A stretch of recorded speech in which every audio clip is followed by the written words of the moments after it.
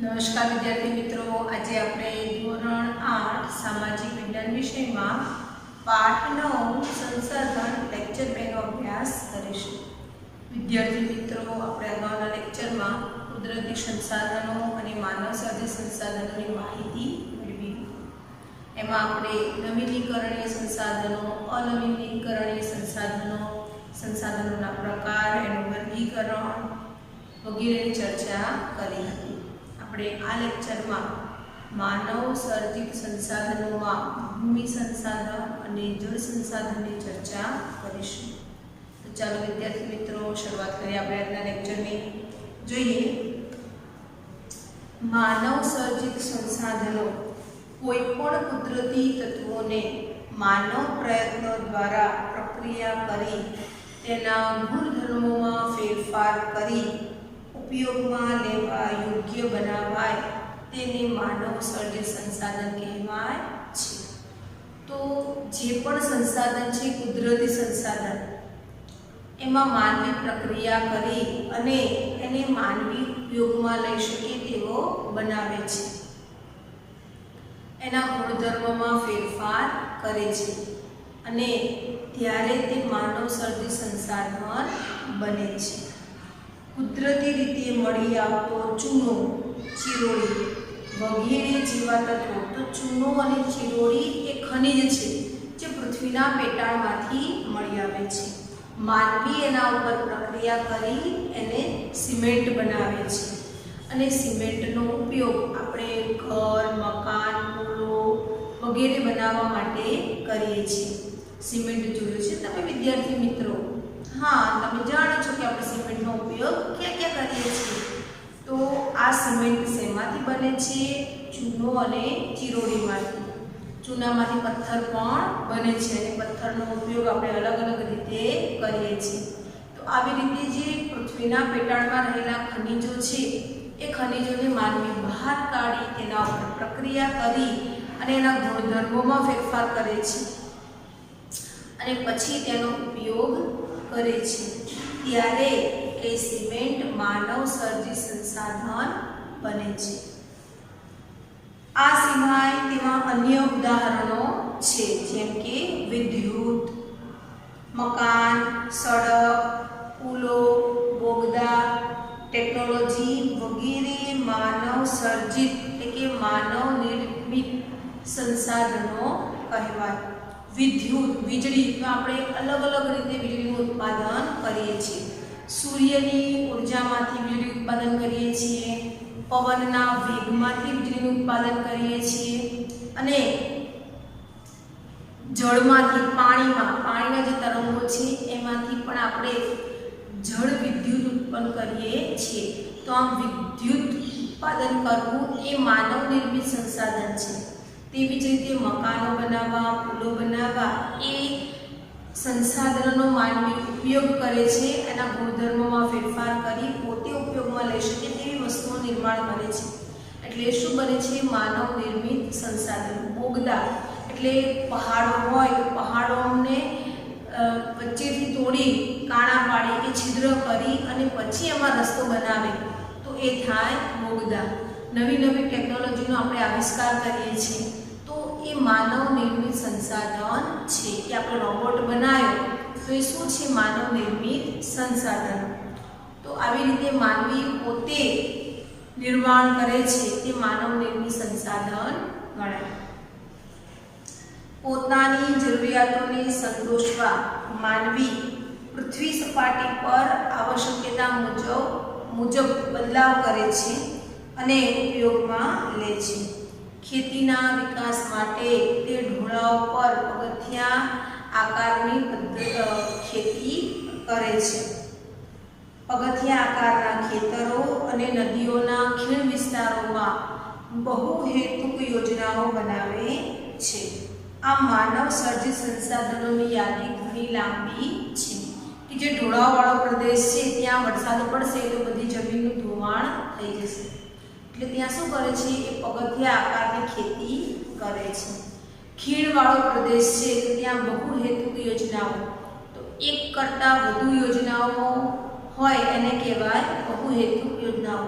તો ખીણવાળા પ્રદેશોમાં જળધોધ પડતો હોય તો લોકો જોવા માટે આવશે, એટલે પ્રવાસન ઉદ્યોગનો વિકાસ થશે. ઊંચાઈથી પાણી નીચે પડે છે એટલે એમાં પ્રચંડ વેગ રહેલો છે, પ્રચંડ શક્તિ છે, એટલે એ પ્રચંડ શક્તિથી જળ વિદ્યુત ઉત્પન્ન થશે અને એ ઝરણાનો ઉપયોગ ત્યાં રહેતા લોકો પાણી માટે કરે છે. તો આવી રીતે એક કરતાં વધુ યોજનાઓ સફળ થતી હોય, લાભ થતો હોય તો એ થાય બહુહેતુ યોજનાઓ. એટલે માનવી આ ખીણમાં વહેતા પાણીને પણ ઉપયોગમાં લઈ અને એનો અલગ અલગ રીતે ઉપયોગ કરે છે, ત્યારે માનવ નિર્મિત સંસાધન બને છે. હવે જોઈએ માનવ સંસાધન. એના વિશે આપણે થોડીક માહિતી આપી છે કે જગતમાં સંસ્કૃતિનું નિર્માણ કરનાર માનવી પોતે જ એક સશક્ત સંસાધન છે, જે કુદરતના વિવિધ તત્વોને પોતાના જ્ઞાન અને આવડત થકી સંસાધનના સ્વરૂપે વાપરે છે. આપણે માનવી પોતે એક સશક્ત સંસાધન છે, કારણ કે આપણે આપણી બુદ્ધિનો ઉપયોગ કરીએ છીએ, આપણામાં રહેલી કળાનો ઉપયોગ કરીએ છીએ અને આપણે એ કુદરતી સંસાધનોને આપણી ઈચ્છા પ્રમાણે વાપરીએ છીએ. આપણને જે રીતની આપણી જરૂરિયાતો છે એને સંતોષવા માટે આપણે એનો ઉપયોગ કરીએ છીએ, એટલે એ માનવ નિર્મિત સંસાધન બને છે. જેમ કે આદિ માનવે પોતાની બુદ્ધિ, પોતાની આવડતથી અને લાકડાના પૈડા બનાવ્યા હતા, કારણ કે ત્યારે એની આસપાસ માત્ર લાકડું જ હતું. આજે આપણે રબરના ટાયર બનાવીએ છીએ અને વાપરીએ છીએ. તો માનવી પોતાની જરૂરિયાત પ્રમાણે એ એમાં બદલાવ કરે છે, પરિવર્તન કરે છે, એટલે માનવી પોતે એક સશક્ત સંસાધન છે. તે સંસાધનોને બનાવનાર અને વપરાશ કરનાર બંને છે. આપણે સંસાધન બનાવ્યા અને એ સંસાધનને વાપર્યા પણ, એટલે આ માનવી પોતે એટલે આપણે ખુદ એ સંસાધનને બનાવનાર પણ છીએ અને સંસાધનને વાપરનાર પણ છીએ. આ પ્રક્રિયામાં માનવ પોતાની બૌદ્ધિક ક્ષમતા મુજબ કુદરત દ્વારા પ્રાપ્ત થતા તત્વોમાં ઉત્તમ તત્વોને પસંદ કરે છે. આપણે કુદરતી સંપત્તિનો મહત્તમ ઉપયોગ ત્યારે જ કરી શકીએ કે જ્યારે આપણી પાસે તે માટેના કૌશલ્યો, આવડત, જાણકારી કે ટેકનોલોજી હોય. કુદરતના જે તત્વો છે એમાંથી જે ઉત્તમ તત્વો છે તેનો આપણે ઉપયોગ કરીએ છીએ અને આ ઉપયોગ પણ આપણે ક્યારે કરી શકીએ? જ્યારે આપણા પાસે બુદ્ધિ હોય, એનું જ્ઞાન હોય, એના વિશેની જાણકારી હોય, આપણામાં કલા કૌશલ્ય હોય, ટેકનોલોજી હોય, તો જ આપણે તેનો ઉપયોગ કરી શકીએ. પ્રાચીન સમયનો માનવી પૃથ્વીના પેટાળમાં રહેલા ખનિજોથી અજાણ હતો. જો ત્યારે જ એના વિશેની જાણકારી હોત તો કદાચ આજે આ ખનિજો ખલાસ થઈ ગયા હોત, પરંતુ એ સમયનો માનવી એનાથી અજાણ હતો, એને એના વિશેની જાણકારી હતી નહીં. જેમ જેમ એને જાણકારી મળતી ગઈ તેમ તે આદિ માનવથી આધુનિક માનવ બની ગયો. એટલે એણે પોતાની આવડત, પોતાની બૌદ્ધિક કૌશલ્યથી એણે બધી માહિતી મેળવી. એને પૈડા બનાવ્યા, અગ્નિની શોધ કરી, પૈડાને ગાડા સાથે જોડી બળદગાડા બનાવ્યા અને પછી પરિવર્તન કરતાં આજે એને અદ્યતન વાહનો કે જે આકાશમાં પણ ઉડી શકે તેવા વાહનો બનાવ્યા. એ ક્યારે શક્ય છે? જ્યારે એના પાસે બુદ્ધિ છે ત્યારે, ટેકનોલોજી છે ત્યારે, આવડત છે, કલા છે, કૌશલ્ય છે ત્યારે. આ બધું એમણે શક્ય નથી. સંસાધન છે, માનવી પણ છે, સંસાધન પણ છે, પરંતુ માનવી પાસે સંસાધનનો ઉપયોગ કરવાની ક્ષમતા ન હોય તો માનવી પણ નકામો છે અને સંસાધન પણ નકામો છે. પરંતુ સંસાધન અને માનવી તો બંને છે અને માનવી પાસે એનો ઉપયોગ કરવાની રીત છે, જાણકારી છે કે માનવીમાં એ આવડત છે કે એનો મારો ઉપયોગ ક્યાં ને કેવી રીતે કરવો, તો એ પોતાના જાતે એ સંસાધનનું નવનિર્માણ કરશે.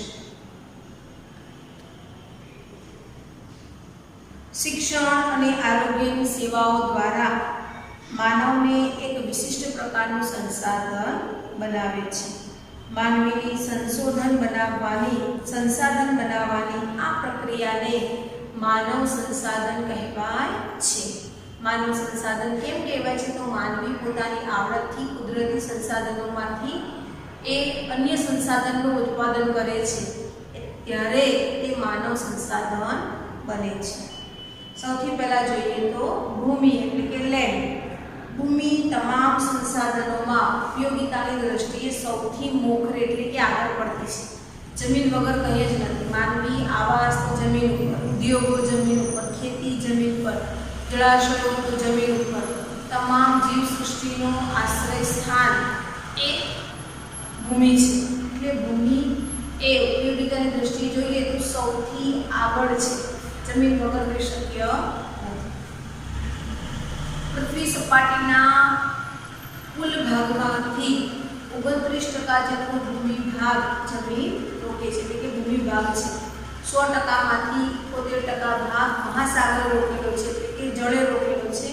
બાકીનો 29% ભાગ એ જમીને રોકેલો છે. સમગ્ર પૃથ્વીના ક્ષેત્રફળની તુલનામાં આ પ્રમાણ કેવું છે? અલ્પ એટલે બહુ ઓછું છે. કારણ કે 71% ને 29% તો બહુ ફેર કહેવાય. પણ આ પૈકી કેટલો ભાગ માનવ વસવાટની દ્રષ્ટિએ અનુકૂળ નથી? 29% ભાગમાંથી પણ કેટલો ભાગ એવો છે જ્યાં માનવ વસવાટ માટે તે યોગ્ય નથી કે માનવને પોતાની જરૂરિયાતો સંતોષી શકાય તેવો નથી, એટલે માનવ માટે તે અનુકૂળ નથી. દુનિયામાં ભૂમિ અને આબોહવાના વૈવિધ્યને કારણે વસ્તી ગીચતા પર અસર પડે છે. જે પ્રદેશની આબોહવા સારી હોય ત્યાં માનવ વધારે વસવાટ કરે છે. જ્યાં આબોહવા રોગિષ્ટ હોય, વિષમ હોય, ગરમ હોય તો ત્યાં બહુ ઓછી માનવ વસ્તી વસવાટ કરે છે.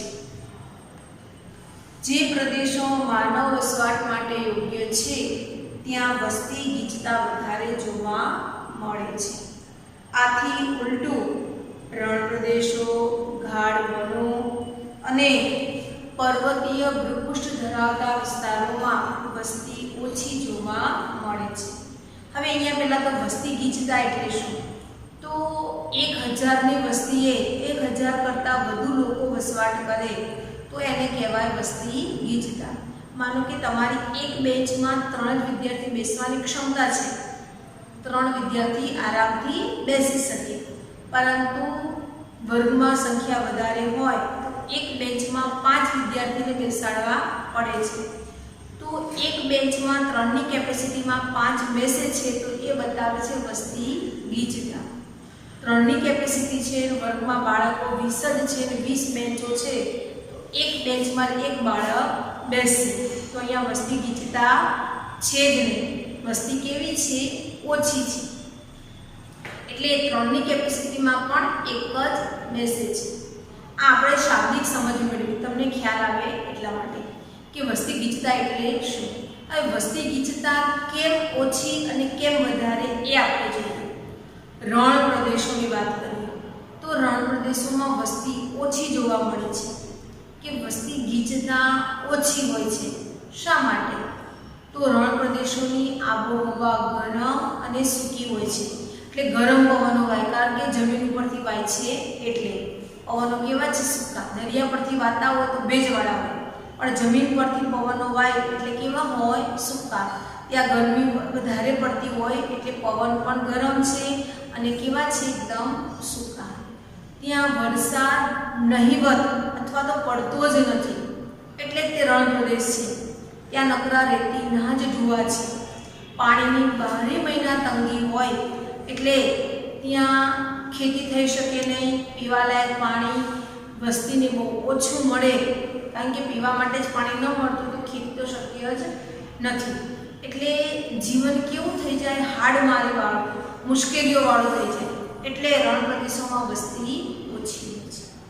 તેવી જ રીતે ગાઢ જંગલોમાં પણ છૂટાછવાયા લોકો વસવાટ કરતા હોય છે, કારણ કે જંગલોમાં પણ બધી વસ્તુ સરળતાથી મળતી નથી એટલે ત્યાં વસ્તી ઓછી હોય છે. તેવી જ રીતે પર્વતોના પ્રદેશોમાં પણ વસ્તી ઓછી હોય છે. તો ઊંચાઈવાળા સ્થળ પર વરસાદનું પ્રમાણ વધારે હોય, ત્યાં બધા જ પાકો સરળતાથી થઈ શકે નહીં, એટલે જીવન જરૂરિયાતની ચીજ વસ્તુ બહારથી લાવવી પડે, એટલે દરેક વસ્તુ કેવી બને, મોંઘી બને, એટલે ત્યાં પણ જીવન કેવું છે, બહુ મુશ્કેલીઓવાળું છે.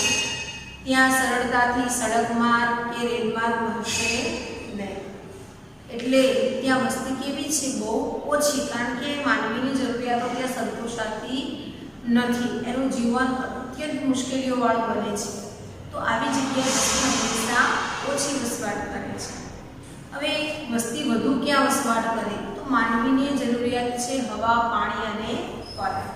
તો આ વસ્તુ જ્યાં સરળતાથી મળી રહે ત્યાં વસ્તી વધુ જોવા મળે. જેમ કે મેદાની પ્રદેશો, તો મેદાન પ્રદેશમાં વસ્તી હંમેશા ગીચ હોય છે.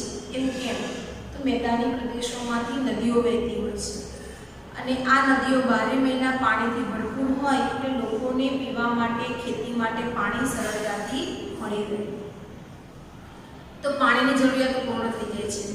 અહીંયા નદીઓ વહે છે એટલે જમીન પણ કેવી છે, ફળદ્રુપ જમીન છે, એટલે ખેતી પણ સારામાં સારી થશે. ખેતી થશે એટલે ઉદ્યોગો માટેનો કાચો માલ પણ મળશે, એટલે અહીંયા ખેતી, પશુપાલન, ઉદ્યોગોનો સારો એવો વિકાસ થાય છે. મેદાની પ્રદેશ છે એટલે સડક માર્ગ પણ સરળતાથી બનશે. રેલ માર્ગ, સડક માર્ગ, હવાઈ માર્ગ, બધા જ માર્ગ અહીંયા હશે, એટલે જીવન કેવું બની જાય છે, એકદમ સરળ બની જાય છે. કોઈ પણ વસ્તુ આપણને સરળતાથી મળી રહે છે. આપણે અમદાવાદ શહેરમાં રહીએ છીએ તો આપણે મેદાન પ્રદેશમાં વસવાટ કરીએ છીએ, તો આપણે ત્યાં બધી વસ્તુ કેવી રીતે મળે છે, એકદમ સરળતાથી મળી રહે છે. તો જ્યાં વસ્તુ સરળતાથી મળી રહેતી હોય, રોજગારી હોય, સરળતાથી ખોરાક મળી રહે, આબોહવા સારી હોય, તો ત્યાં માનવ વસ્તી વધુ જોવા મળે છે, એટલે વસ્તી ગીચતા છે. ખ્યાલ આવે વિદ્યાર્થી મિત્રો? હવે અહીંયા આપણને બે વિચારો અને એટલે વિચારોના બે પ્રશ્નો આપ્યા છે. ગંગાના મેદાની પ્રદેશોમાં વસ્તી ગીચતા વધારે છે, જ્યારે આફ્રિકા ખંડના સહારાના રણ પ્રદેશમાં વસ્તી ગીચતા ઓછી છે. આવું શાથી? તો વિચારો અને કહો. જેમ આપણે અત્યારે ચર્ચા કરી તે રીતે કે ગંગાના મેદાન પ્રદેશોમાં માનવ વસવાટ માટે 12 માસ પાણી મળી રહે છે તથા અન્ય સુવિધાઓ પણ મળી રહી છે, એટલે અહીંયા વસ્તી કેવી છે, ગીચ. જ્યારે આફ્રિકાના સહારાના રણ પ્રદેશમાં આબોહવા વિષમ છે, અસહ્ય ગરમી પડે છે, 12 મહિના પાણીની તંગી હોય છે. આ ત્યાંની આબોહવા એ માનવીને પ્રતિકૂળ છે, એટલે ત્યાં માનવ વસ્તી કેવી છે, ઓછી. તો આ જવાબ તમારે સામાજિક વિજ્ઞાનની નોટમાં લખવાનો છે. હવે જોઈએ ખેતી, ખનિજો, જંગલો ઉપરાંત રસ્તા અને ઉદ્યોગોની સ્થાપના માટે ભૂમિ ખૂબ જરૂરી છે. વધતી જતી વસ્તી સાથે સાથે આપણી જરૂરિયાતો પણ સતત વધતી જાય છે. આજે આપણે જોઈએ છે કે દિન પ્રતિદિન વસ્તી વધી રહી છે.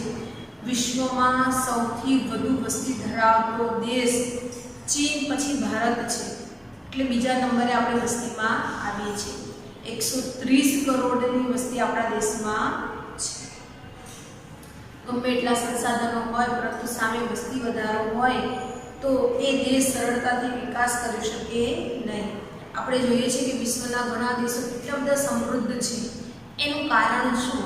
તો સંસાધનોની સામે વસ્તી બહુ ઓછી છે, એટલે બધાને રોજગારી મળે છે, બધી વસ્તુ ત્યાં સરળતાથી મળે છે, એટલે ત્યાં જીવન ધોરણ બહુ જ સારું છે. ત્યારે આપણે ભારત દેશમાં સંસાધન છે, પરંતુ એની સામે વસ્તી બહુ વધારે પ્રમાણમાં છે, એટલે બધાને રોજગારી મળતી નથી, બધાનો વિકાસ થઈ શકતો નથી. એટલે આપણે ત્યાં પરિસ્થિતિ અન્ય દેશો કરતાં થોડી જુદી છે. તેની સામે ભૂમિ પણ અત્યંત મર્યાદિત છે. આજે વસ્તી વધી રહી છે તો સામે જમીન કેવી છે? ઓછી. ઘણા વર્ષો પહેલા તમે તમારા માતા પિતાને પૂછો કે નાના હતા ત્યારે ક્યાં રહેતા, તો શેરીઓમાં, સોસાયટીઓમાં રહેતા, અને અત્યારે તમે ફ્લેટમાં રહો છો. તો આજે મોટા ભાગે બધા બાંધકામ ફ્લેટના જોવા મળે છે. જૂના ફ્લેટો જોશો તો 2 કે 3 માળના હશે. એના પછીના ફ્લેટ જોવો તો 5 માળ, પછી 7 માળ. આજે 10, 15 માળની કે 25, 30 માળની બિલ્ડિંગ બનાવવાની પરવાનગી સરકાર આપે છે. કેમ એવું? કેમ આજે બહુમાળી મકાનો વધી ગયા? તો આજે બહુમાળી મકાનો એટલા માટે વધ્યા છે કારણ કે આજે વસ્તી વધી છે અને સામે જમીન ઓછી છે. જો બધી વસ્તીને આવાસ પૂરો પાડવા માટે બધી જમીનનો ઉપયોગ કરી લઈએ તો ખેતીલાયક જમીન ઓછી થઈ જાય. ઉદ્યોગો માટેની જમીન ઘટે, ખેતી માટેની જમીન ઘટે, પ્રાણીઓના જે આવાસ છે જંગલો એનો પણ માનવીને ઉપયોગ કરવો પડે માનવ વસાહત માટે. તો આ તો ખોટું પડે. એટલે આજે વધતી જતી વસ્તીને આવાસ મળી રહે એ માટે આ ફ્લેટની સિસ્ટમ આવી છે કે બહુમાળી મકાનની સિસ્ટમ આવી છે કે એક ઓછી જગ્યામાં જ્યાં 10 મકાન બની શકે એટલી જગ્યામાં 100 મકાન છે. કારણ કે 10 મકાનની ઉપર 10 માળ લીધા છે એટલે 100 પરિવારો ત્યાં વસવાટ કરી શકે. એટલે જમીનની બચત પણ થશે અને લોકોને આવાસ પણ મળશે. હવે અહીંયા આપણને 2 પ્રશ્ન આપેલા છે. જંગલોનું નિકંદન થવાથી કેવી અસરો થાય એની આપણે ચર્ચા કરીએ.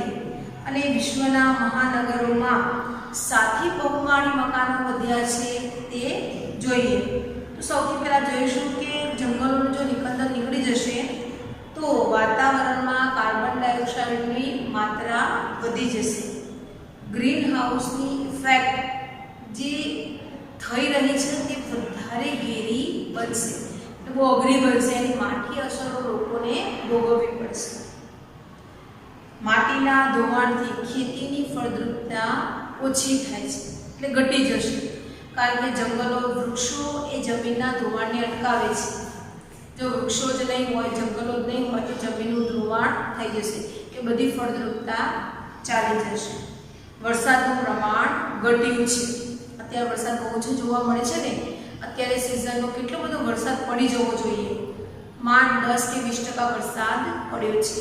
ત્યારે શ્રાવણ મહિનાની શરૂઆત થવાની છે ત્યારે દરરોજ વરસાદ પડતો હોય, જ્યાં અત્યારે વરસાદનું એક પણ ટીપું જોવા મળતું નથી.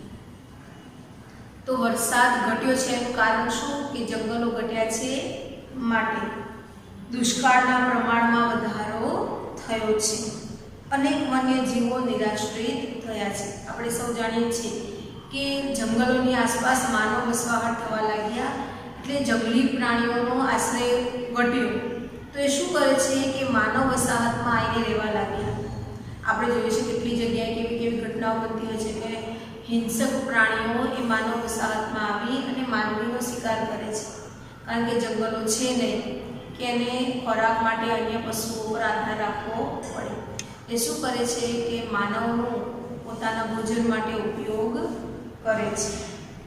અનેક વન્યજીવો નિરાશ્રિત થયા છે. કેટલાક પ્રાણીઓ અને પક્ષીઓ તો લુપ્ત થવા લાગ્યા છે. વન્યજીવો ખોરાક અને પાણીની શોધમાં માનવ વસાહતમાં આવી ચડે છે અને માનવીને નુકસાન પહોંચાડે છે. તો વિદ્યાર્થી મિત્રો, જંગલોની કેટલી માઠી અસર થાય છે. આ ઉપરથી આપણે પણ શીખવું જોઈએ કે વૃક્ષો વાવવા જોઈએ. બીજો વિચારનો પ્રશ્ન છે કે વિશ્વના મહાનગરોમાં 7થી બહુમાળી મકાનો વધતા જાય છે. તો આજે મકાનો બાંધવા માટે જમીનની અછત જોવા મળે છે. મહાનગરોમાં જેમ જેમ વિસ્તારો વધતા જાય છે તેમ તેમ જમીન ઓછી થતી જાય છે અને આ જમીન ઓછી થાય એટલે લોકોને આવાસ પૂરો પાડવા માટે બહુમાળી મકાનો બાંધવામાં આવે છે. આથી વિશ્વના મહાનગરોમાં આ બહુમાળી મકાનો વધ્યા છે. લોકોને શહેરોમાં રહેવાનું આકર્ષણ વધારે છે એટલે ગામડાઓ તૂટ્યા છે અને શહેરો વધ્યા છે. તો ખ્યાલ આવે વિદ્યાર્થી મિત્રો, અહીંયા આપણે માનવ સંસાધનમાં ભૂમિ સંસાધનની ચર્ચા કરી. પછીના લેક્ચરમાં આપણે જળ સંસાધનની ચર્ચા કરીશું. તો અહીંયા આપણો લેક્ચર પૂર્ણ થયો. તમારે વિચારોના 3 પ્રશ્નોના જવાબ સામાજિક વિજ્ઞાન નોટમાં લખવાના છે. અસ્તુ.